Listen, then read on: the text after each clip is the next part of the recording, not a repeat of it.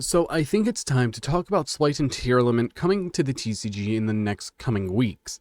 Now, Tearlament is a deck that focuses around milling your deck to fusion summon and get pieces moving, and Splight is a deck that is heavy combo orientated that ends on things like Splight Elf, totally awesome, IP Masquerade, and more. So let's take a look at it and let's get right into it. First off, we're going to be talking about Splight. Now, Splight is a deck that's centered around the level 2 Thunder monsters that are Dark on Fire, and they also cater around Exceed summoning and Link summoning. So today we're going to be talking about counters to each deck and all of that. So easily to go for after things like Tearlament, let's start with that first because it's a myriad of cards that can easily be centered down.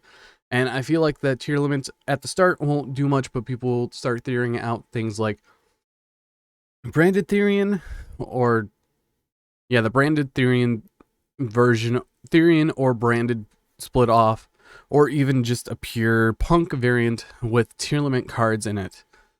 So one of the things that is very good is Nibiru the Primal Being, because they usually don't have a negate up at the time of the 5th summon, but if they do, it really isn't going to do much.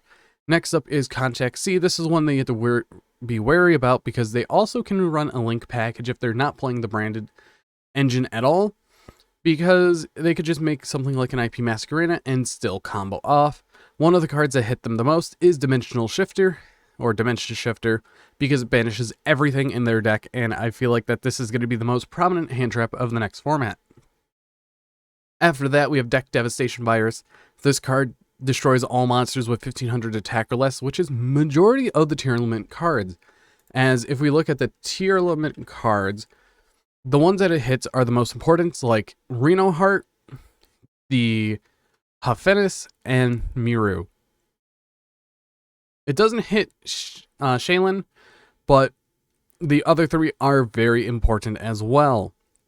This can also be used against stuff like Splight, because all their stuff outside of all their cards are just less than that outside of Gigantic Splight, which you're going to be tributing for deck dev. So in the mirror match or against Tearlament or Splight, deck dev might be a good option.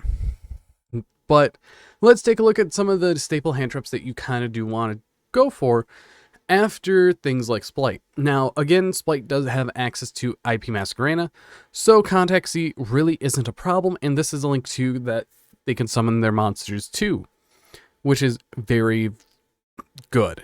Now, let's talk about the engines that they have. You have the Dark Beckoning engine, which I covered. You have the Deep Sea Diva and the Evil Twin engine. Now, really, for the engines that rely on the normal summon, you always want to have something like Cypherm Gamma or Ghost Ogre and Snow Rabbit. If you go against something like the Deep Sea Diva engine, the Swap Frog, or even the Beckoning, Cypherm Gamma is one of the best cards that you can activate before they even get to do anything. Because what it does, it eliminates a level 2 off their board, and they cannot summon their Splites unless if they have Splite Starter. And if they do, you have to have an Ash Blossom. Now, going against something like Gigantic Splight, which is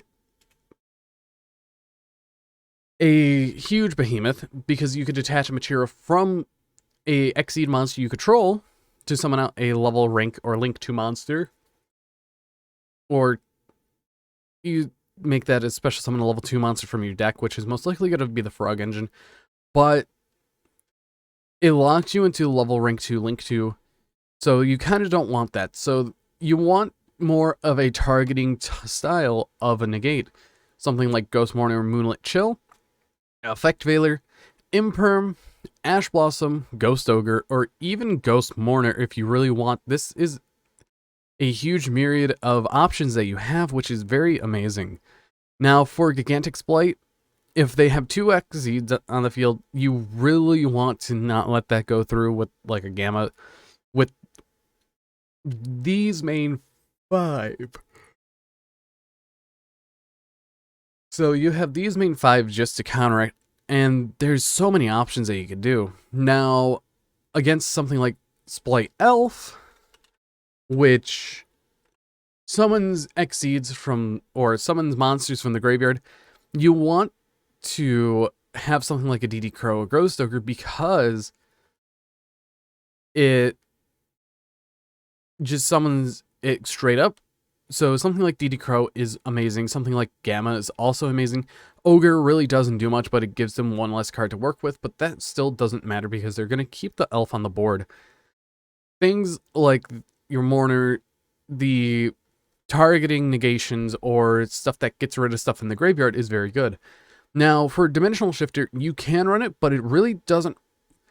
It only affects the Toad plays that they have. Now, along with both of these decks, you could definitely rely on them running cross-out Detonators, so be careful on that. You may need a total of 3 hand traps to be played, so there is that. But overall, this meta is going to be very weird, and there's going to have to be so many hand traps that you're going to have to run. But the implications here, you're targeting negations, Mourner, Veiler, Imp, Perm. You want to stop things like the Gigantic Splight. For things like their starters, you want to stop it with Gamma, Ash Blossom, or even just throw down a Dimension Shifter to see what happens.